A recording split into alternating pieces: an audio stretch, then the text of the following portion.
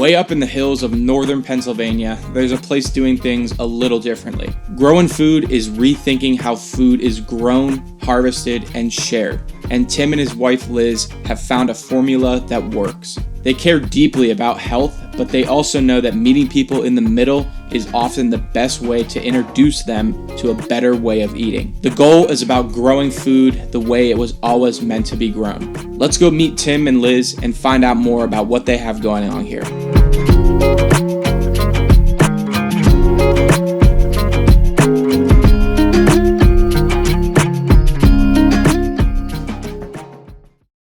Somewhere along the way, we lost touch with our food and our land. We scroll through endless advice on what to eat and what to avoid, but rarely do we see the faces and stories behind it all. The hard work and dedication for doing things right. I'm hitting the road to meet the people who are making a quiet but massive difference. The people who care about raising animals with care, growing real food, and helping their communities get healthy. Not because it's easier, but because it's worth it. Their stories deserve to be heard, because the future of food isn't just about what's on your plate, it's about who puts it there. And if we want a healthier future, it starts by supporting those who are already building it and the ones we can trust. Tim Owen, it's nice to meet you finally. Thanks for being here. Yeah, Drew. thanks for having me. Yeah. So, you're the owner here at Growing Food. Yeah, right here in Bradford County. We're about 4 miles south of the New York border. So we're way up here. Yeah, you're right up at the tip. Mm-hmm. Almost Finger Lakes region. Okay. You know, like we're about 30 miles south. Yeah, Bills, Giants, Jets, a lot of Eagles fans though, Steelers as well. We're kind of like in that region where it's a little mix of, you know, upstate New York, the city, and then true Pennsylvania. So cool. Yeah, we're a good mix of it, but Penn State is pretty common across the board. You went to Penn State? I went to Penn State. My wife Liz went to Penn State as well. So we're a little Penn State family. Liz was in the hospitality school at Penn State, and so she runs our kitchen and our store and uses a lot of the things that she learned there and in her corporate job after that to, you know, operate this on a daily basis to the standard we like to meet. I went to Penn State as well, not for agriculture, communications, but I've been farming and gardening with my dad since I was born, basically. And so now you're from here? I'm from here. I grew up 3 miles down the road, kind of toward New York, but go back east a little bit. We have a family farm, and my daughters, I have 2 daughters, Britt and Arbery. They're actually the 7th generation Owen that's born right here in Ridgebury, this little town of Ridgebury. The family runs deep. Family runs deep, yeah. And we started the farm when we moved back from Penn State in 2016, 2017. We started the farm up at Mom and Dad's, up on the hill, an old beef farm, turned cow pasture into garden and worked there. But it's kind of in the middle of nowhere. We're off a few dirt roads. So we did a lot of dirt roads around here. A lot of dirt roads. You gotta love them. You gotta love them. Yeah. But not a lot of travel, not a lot of traffic. So after a few years of doing farmers markets and that type of thing, we realized we wanted our own kitchen to do value add stuff of our own vegetables. So this place was here on the market, had a kitchen and room to grow more. And so we eventually just slowly moved the whole operation down here from Mom and Dad's to get better road frontage. And also the soil quality here compared to up on the hill, it's a whole different animal. We closed on this building March 16, 2020. Our lawyer's like, you're gonna be our last meeting here for a little while, but we'll get you in this morning. You're gonna be our last one. Liz and I sat in the parking lot like, do we really wanna go through with this? Like you remember 2020 with all the unknown. Oh yeah. And we just kind of went for it because we knew at the very least, you know, we were gonna have a spot with a parking lot where people could come to us rather than us having to go out to the farmer's market. So you had that vision when you were sitting here in the parking lot? Yeah. So what do you run here? So here for someone who wouldn't know. So we're a farm, a kitchen, and a shop is how we classify ourselves. And so we grow vegetables outdoors seasonally, as well as we grow greens and salads and cold weather vegetables in this throughout the winter. So we're about a 10-month vegetable farm. And then inside, we also grow 3 types of mushrooms. We grow shiitakes, which are our main mushroom, and we've grown those since the beginning. We also now grow lion's mane and oyster mushrooms, and we grow those indoor year-round, so 12 months a year inside. So is this always sort of the goal? Yeah, What we see now? Yeah, it's every year's a little different. So back when we were growing up at the family farm, before we came down to this piece of property, we were growing about 2 acres of vegetable production. Now we're only on a 1/2 acre that you see around here. But through all the trials of learning how to do this, we actually have figured out how to grow more in this space than we did on 2 acres Really? up at mom and dad's. And a lot of that has to do with the soil quality of being lower in the creek basin here. But it's just a lot of practice and trial and error of knowing what works and what doesn't. And we're just able to kind of contain things a little bit better, protect things from the elements and from the wildlife better down here in order to grow more. So even though we went from 2 acres to a 1/2 acre, we have better yields now than we ever You're more did efficient. in 2 acres. Exactly. We're more efficient is definitely the way to say it. Can you show us here what we got going on? We were pulling carrots out of here this morning. This is another bed that'll be coming out later this week. But I needed to make space for our next round of lettuce. So this section right here just got pulled.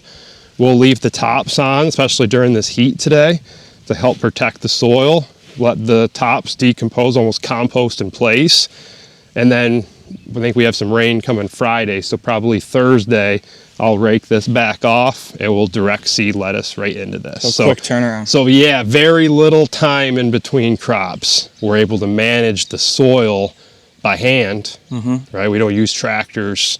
We use hand tools and wheelbarrows and Yeah, well, when I pulled up, you were using this, digging up the carrots. And so by not having to rely on a tractor, we're able to grow things super tight, right? We don't have to leave space for wheels. We don't have to leave space to turn the tractor around. Okay.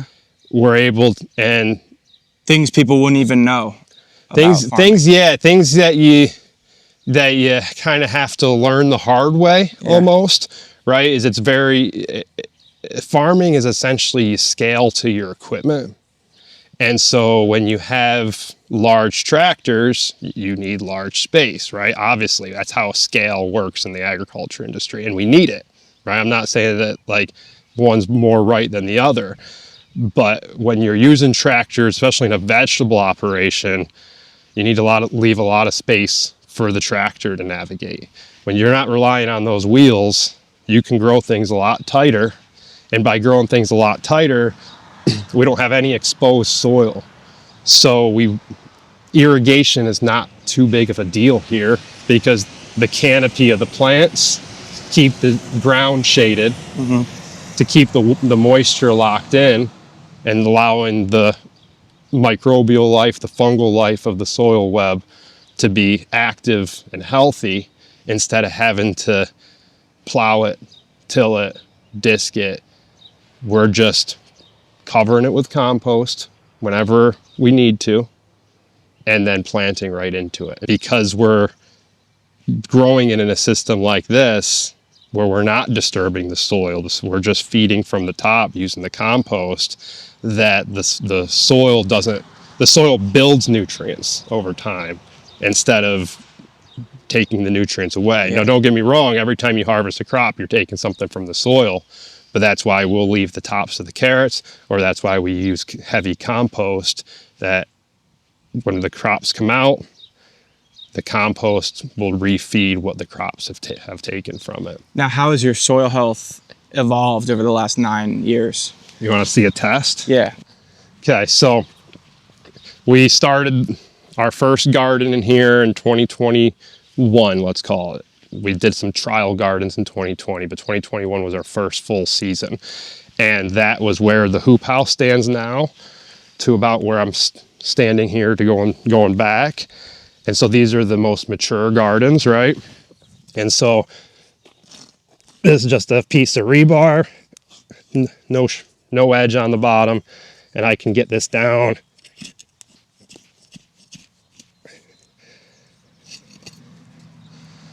What's that? Let's call it 9 inches, right? And so when you step up here, this part of the garden is going on its, let's call it, starting its 4th year. So what we'll find is it's softer, but not quite as soft, right? So it's stopping there at probably like 6 inches. Okay. And then you go out farther here. This is from growing on top of each other. Yup, and spreading compost on it at least once a year, sometimes twice a year, and never tilling. By feeding from the top, the worms and the microbial life, the fungus, does the work for you underneath of recycling nutrients, aerating the soil. Every time the worms come up at night to feed and then go back down, they're bringing nutrients back down into the deeper parts of the soil. We've gradually added a little bit more each season. So as you can see here,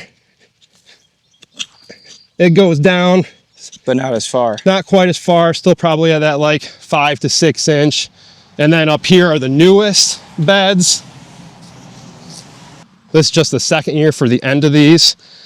And so, well, that's actually doing pretty good.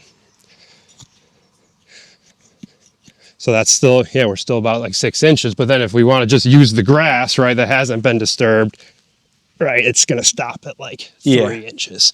So interesting. That's just a good demonstration to show how by not turning the soil over, the native soil, keeping it in place, and feeding from the top and letting the roots decay in or the tops of the carrots decay in, and feeding from the top just like the forests do, right? Just like what happens in nature when the leaves fall at the end of the year, those leaves get decomposed from the top down and refeed the roots of the trees.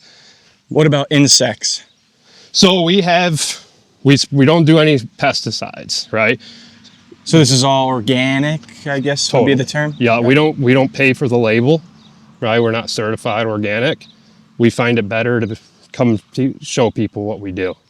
You know? Yeah, so absolutely. The transparency. Yeah, we have, important. you know, we'll lose a crop every once in a while to insect damage. We get like flea beetles a lot because when you are using compost, you're providing habitat for insects, but you're also providing habitat for good insects, right? So we just let them all go.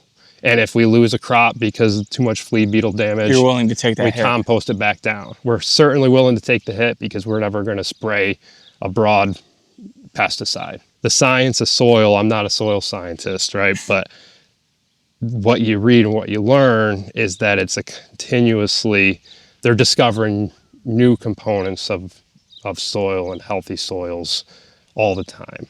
And the way we look at it is from more of a biological point of view. So you can do a soil test, right? You go down to Penn State, get your soil test, and they're going to send you back the chemistry of the soil.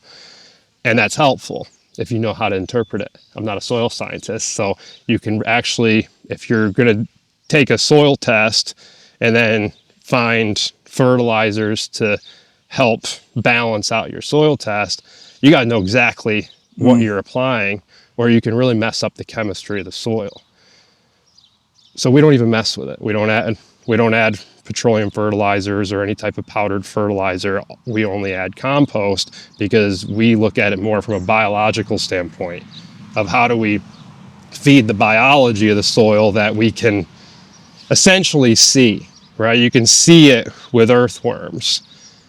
They're the top of the food chain, right? The microbial life that's too small for our eyes, and the fungal life is really where a lot of that chemistry will happen in the soil if it's healthy, in terms of getting the right nitrogen, phosphorus, potassium to the plants that you would add as a petroleum fertilizer. A lot of that's in good, healthy soils already. It just needs to be unlocked, and it gets unlocked by biological life. It's more of a natural process. It's there, right? And we're keeping it there. Yeah, and you get a better product from doing it this way, right? Correct. And that's part of your slogan, right? Yeah. Putting good in, getting good out. Yeah, it's simple, right? Yeah. So what do you have out here? So what we're looking at right now is the carrots that we harvested this morning. We've got a row of beets, 2 beds of onions, that go all the way out to the yard. There's another bed of carrots that you can't quite see that are just germinating, and they're in the middle. We've got celery, beets, spinach, and more onions. And then I just have an interplanting of flowers throughout to help with the pollinators and just keep the balance, the insect balance in check as much as we can. Okay. Because you can spray for insects and you'll get everything, right? Like you'll kill them all. Yeah. And then you have another issue on your hand if you don't have pollinators.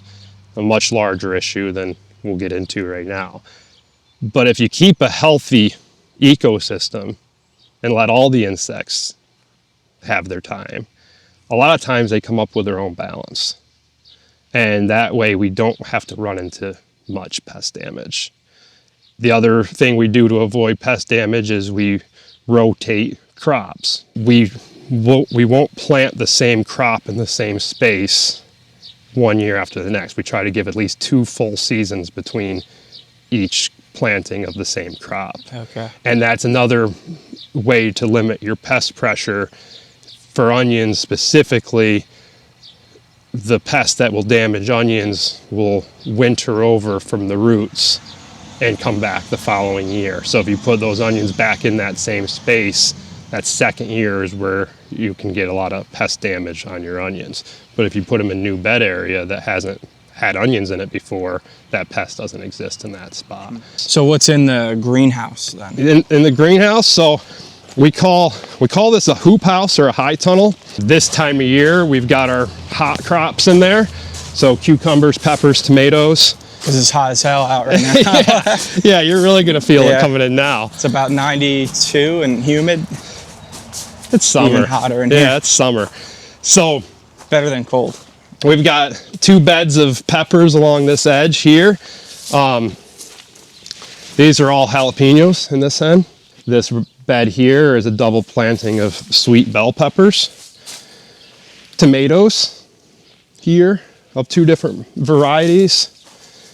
And then we've got 2 walls of cucumbers that are just starting their climb. So if you were to come back here in a month, and I could show you a video from last year, the cucumbers climb up and then get up into the rafters, and this is just a tall jungle. That quick. Yeah, they're starting now. I mean, they've doubled in size just in the past week with this heat. Very complex.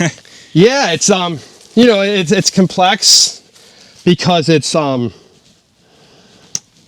a lot of trial and error and learning curves a lot along of the reading, way. a lot of YouTube. Yeah. You know, like there's a lot of great information out there. So you have all of this now. So where is this going? Into your market here? Yep. So a lot of this will go right on top of pizzas and subs and salads right out of the kitchen. Okay. Can we go in the market? Yeah, let's go on in there. We also sell our raw agriculture right out of the store as well. So by raw agriculture, I just mean our fresh cut produce, lettuce, tomatoes, nothing that's been transformed into the kitchen. Yeah. So your customers have access to all this? They do. Yeah. And a lot of times, let's use spring onions, for example.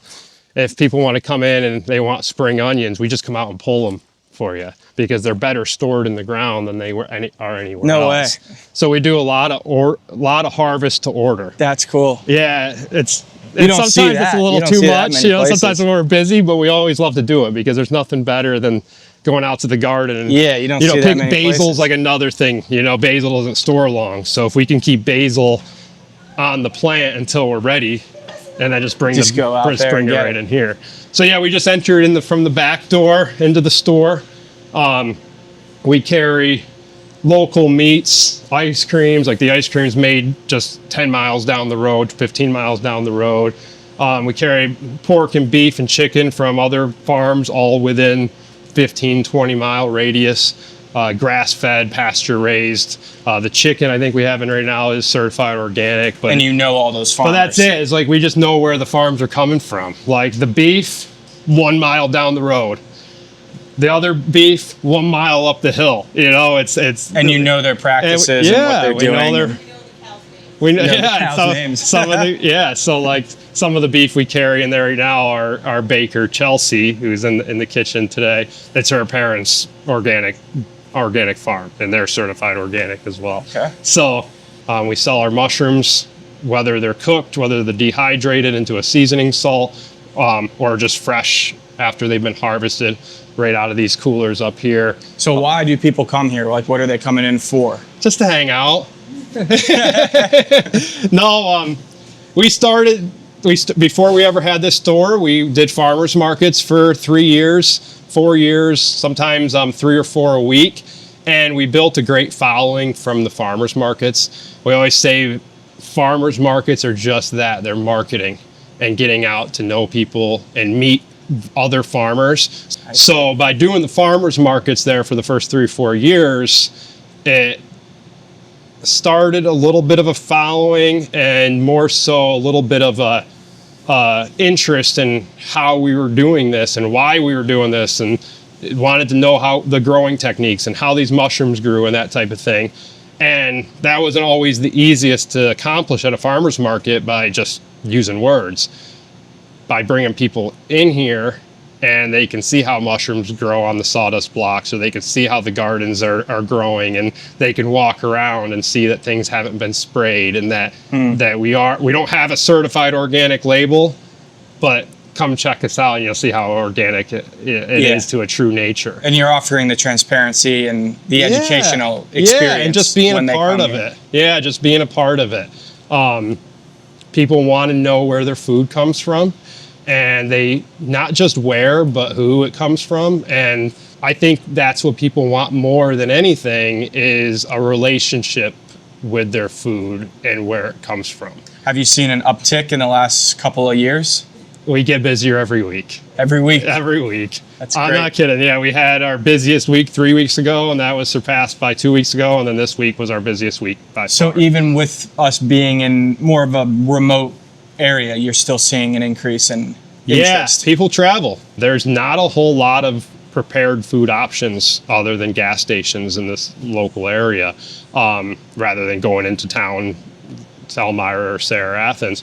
So in this rural community, we're offering a food product, prepared food, whether it's pizza subs, salads, fresh sourdough. We make bread every day, that not only can they not get really anywhere, but also just it's right here for them. They don't have to travel too far. Well, I think too, whenever you kind of go into small town America, it's a lot of fast food, junk food. Maybe you go to a bar and it's beer with bar food, and there's not much of this other than the farms. But people don't know how to maybe connect with farmers. Correct. When they're passing through a town. Correct. So, and we want to be real clear and obvious that what we're farming is for us to eat, and a lot of it's ready to eat now, right? Those carrots we're picking this morning, they're ready to eat. Now, one thing you did mention to me when I first reached out was meeting people in the middle.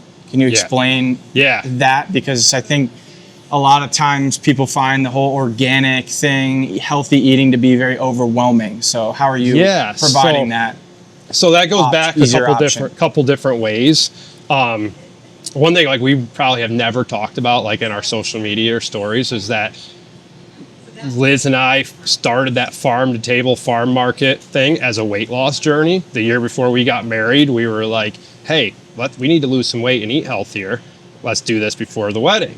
And so that summer is really when we got into the farmers markets down at State College and going to these new farm to table restaurants, good cuisine and stuff like that.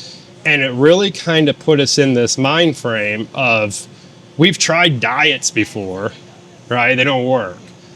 But once you start to look at it from an ingredient level and what it is you're actually eating, it kind of switched something in our mind of like, all right, you don't need to just be eating salads every day. But when you do choose to eat a delicacy or, what might not be considered health food, what's in it? Right? Because one pizza to another pizza isn't the same, right? Depending on how much sugar's in the crust, how the bread is fermented, what kind of cheese is going on it. And so when we decided, hey, we want to start eating healthier, we're like, we're not doing a diet. We're going to go out and meet farmers. Well, diet's like very temporary, and Correct. then it ends, and then Correct. people go back. It's like an on and off and then thing. gain all the weight right back. Correct.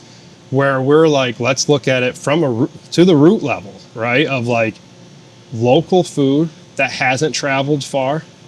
It's going to be healthier for us. And that summer, when we decided to eat from local farms and really put a focus on ingredients rather than diet, things changed for us. And yeah, we both are like probably 40 to 50 pounds lighter than we were 10 years ago. We don't ever talk about it, right? We don't tell anybody about it. But the concept of our kitchen and store now is, let us help you, or if you're already interested in healthy eating, let us help you do that. But even if you're not, come try the food that we make with our local ingredients. And then once you have it up, have your pizza good, and then people like the pizza, it's like, well, hey, have you tried it with mushrooms on it? Yeah, I don't like mushrooms. Well, try eating it with mushrooms. And then they come back and they're like, hey, these mushrooms are a little different than I've had at the store. Well, yeah, they're shiitakes, they're not portobellos. And so then it kind of sends a message, right?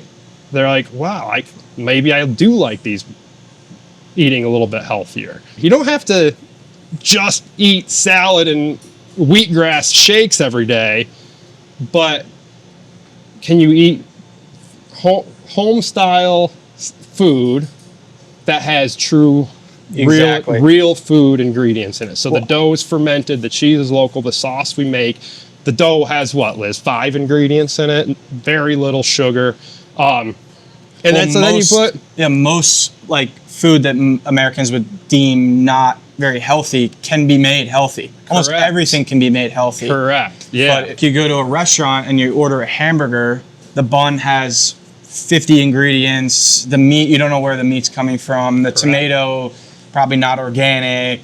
And then the fries with the ketchup, with the high fructose corn syrup, and it's just fryer oil crazy. But you can make that meal like very healthy. But again, like time is the big slows thing. it down. Yeah. It slows it down. And so that's like, we're not fast service. You will get a line in here and people will have to wait a little bit, but they like hanging out, so it's not that big of a deal, and they like to see how the process happens back here. So by meat and you have an open air kitchen so people can see. And they see our girl then, Yeah, we normally have our daughters running around and they're helping and screaming at you. And this is your wife? Yeah, this is Liz. Yep.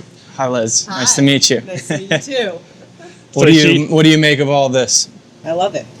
It's really interesting. I've worked in the hospitality industry my whole life, basically. My parents both did hospitality. They had restaurants in New York that they were a part of. And so when I graduated from college, I was in the hospitality world. And then, we started building. And Tim said to me when we wrote our business plan, he's like, we're going to do catering options one day or something. And I was like, no, we're not going to do that. We're just going to farm. We're going to grow the produce. Then as time went on, I was like, veggies and bread. Bread would be a good option to really mix and be a great complementary item. And then I was just trying to learn how to make pizza for like our family. We started making some pizza and it was just a Friday night thing. And the first time we said it, I was blown away by how many orders we had. I mean, I was like, we put the link out on a Thursday night, and by 7 a.m. Friday morning, I had to turn the link off. No way. But it was, we're in Ridgebury, so I was thinking, like, okay, we said 10 or 15 pizzas. It was like 35 pizzas, and we were hand mixing everything at that point. We didn't have a mixer. So it was, I was like, we need to turn this off. I have no idea if we can even cook that many pizzas in that amount of time, I mean, we have a lot of fun. And it really, I think the more fun that we have is that we are just shocked when people come in, like, continuously, all the time, you know? Well, is that, like, a very fulfilling thing to see? Is people loving your food and you're providing such an educational aspect? That's got to be so rewarding. Fulfilling. But also a little bit of like, I got to work harder. You have to keep stocking the shelves. You're like, I thought that was good for a day. So pizza is the big thing that you're selling. Pizza, salads, and subs are probably like the 3 most common things that come out of there, and then sourdough bread, and we'll even do cookies and desserts. but they're sourdough based. They're usually used with maple syrup and molasses and honey rather than refined sugar. What else? Can we go see how you would prepare like some of the stuff? Smells really good back here. By the way, That is the caramel date pecan. caramel dates. Caramel date pecan is what Chelsea makes. Oh gosh. Yes. So that's the that's what you're smelling. So this is how you go about making a pizza. The pizza, yeah. So we make the dough in house. We really don't ever use. A lot of places say like that they make their dough daily. Well, we make dough daily, but we don't use the same day dough. We let it go through that bulk fermentation process, and with unbleached flour, water, olive oil, salt. We do use sugar to help with the rise of the crust. But it's low.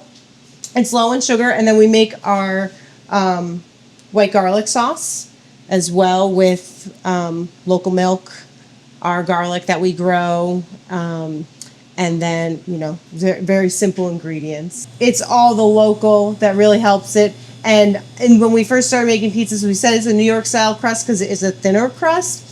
But it's really not New York style pizza either, because New York style pizza is like very thin, and we're not on a stone. We don't cook our pizzas on a stone. It is a softer style crust that we can make crispier. But for us, it's really the flavor, I think, that we're really going for here. So you kind of developed your own style. For sure. In a way. You're not trying to copy somebody else. No. Yeah. Yeah. You're being bold and doing things like how you want to. Yeah. I like that. That is part of being your own boss. You get to say, like, we're going to do it differently today. Even though we've done it this way for 3 years, we're going to try it this way. I like that. There are definitely some people that might not prefer our pizza because they've had pizza this way their whole life, and that's how they prefer it. And I'm not going to tell anyone to change their minds, All right, we can take this. This is the final product. Yep. Oh, it does look good. And those are the spring onions now that we have. All right, so that's how it's done back there. Yeah.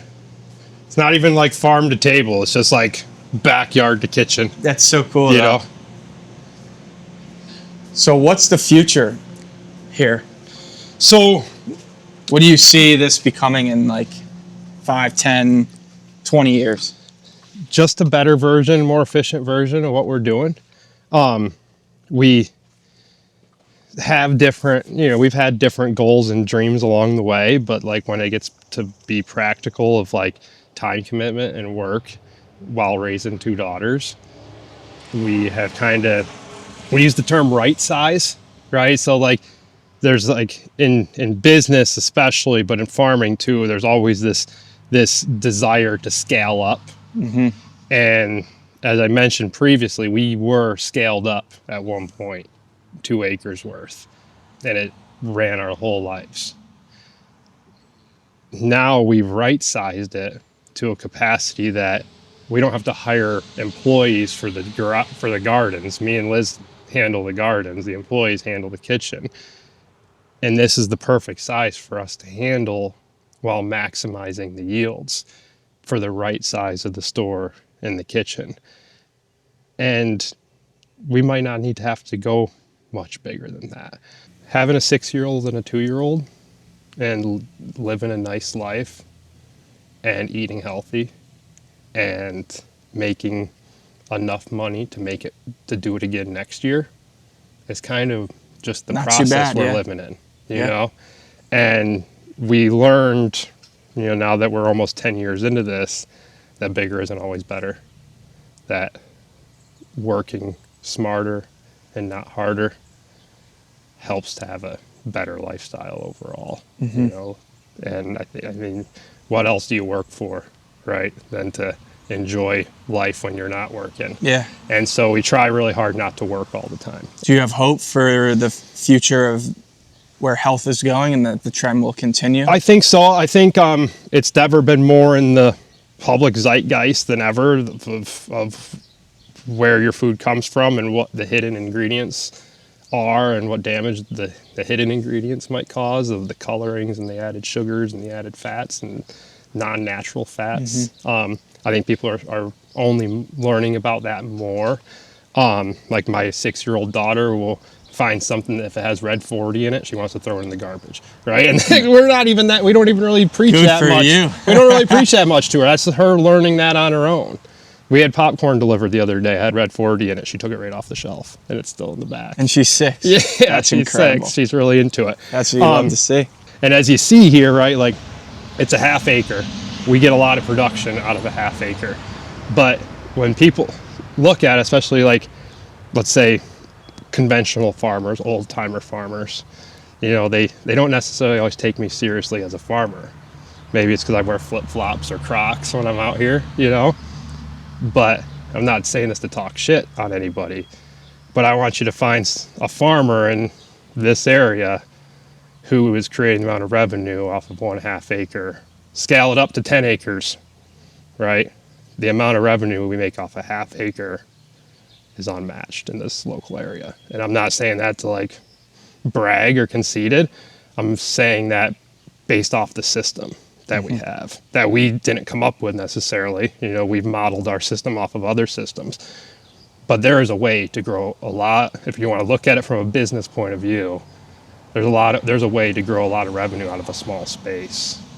It's really not about like dieting and following the latest trend.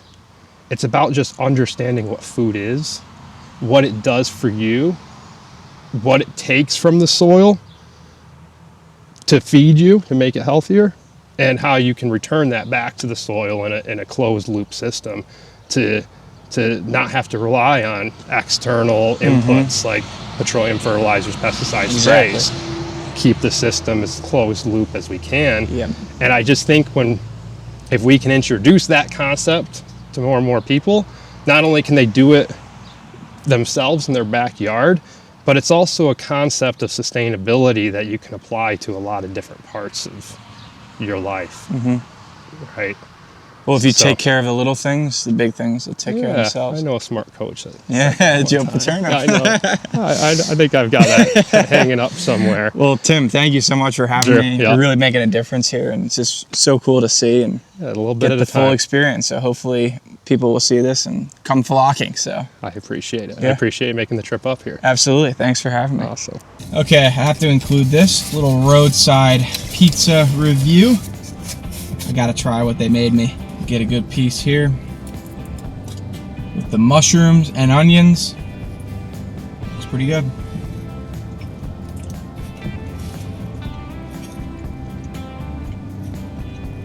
Okay, yeah, I can see what they were saying about it being like their thing, because this wouldn't be the type of pizza that I prefer, like the undercarriage, maybe not the greatest in the world, but this is a flavor bomb. Like, incredible flavor.